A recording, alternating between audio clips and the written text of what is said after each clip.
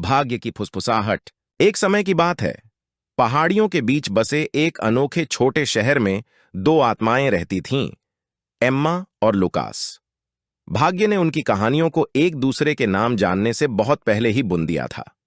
Emma, एक प्रतिभाशाली कलाकार, अपनी जीवंत और अभिव्यंजक पेंटिंग के लिए जानी जाती थी।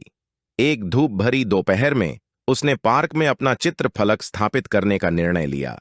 जैसे ही वह अपने काम में डूबी, एक हल्की हवा उसके रेखा चित्रों में से एक को लुकास की ओर ले गई, जो एक सुंदर संगीतकार था जो एक विशाल ओक के पेड़ के नीचे अपना गिटार बजा रहा था। स्केच से मोहित होकर लुकास एम्मा के पास आया और उनकी आंखें एक ऐसे क्षण में मिलीं जिससे ऐसा लगा जैसे समय रुक गया हो। लुकास और एम्मा को पता चला कि उन दोनों को कला और संगीत से गहरा प्रेम था। लुकास ने एम्मा की पेंटिंग्स से प्रेरित होकर गीतों की रचना करना शुरू किया और बदले में उन्होंने उसके संगीत से प्रेरित उत्कृष्ट कृतियों का निर्माण किया।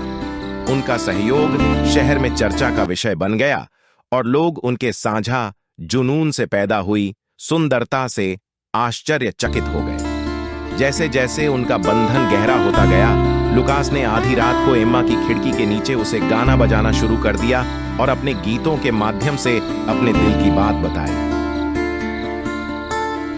प्रत्येक मधुर धुन के साथ उनका प्यार खिल उठा, जिससे रात की हवा प्यार और लालसा से भर गई।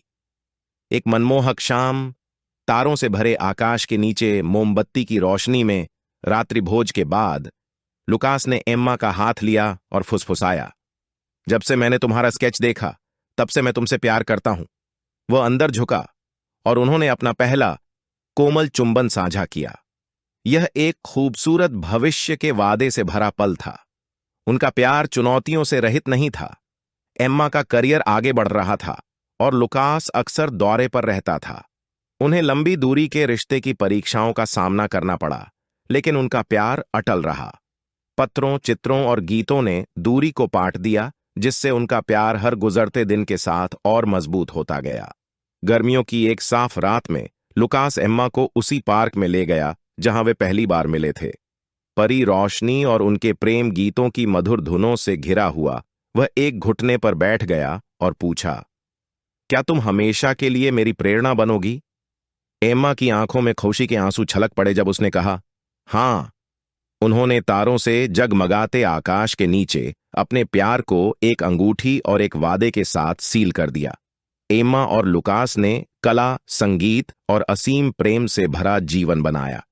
उनकी प्रेम कहानी उनके छोटे शहर में प्रसिद्ध हो गई, जो भाग्य की शक्ति और जीवन की सुंदरता के बीच दो आत्माओं के एक दूसरे को खोजने के जादू का प्रमाण है।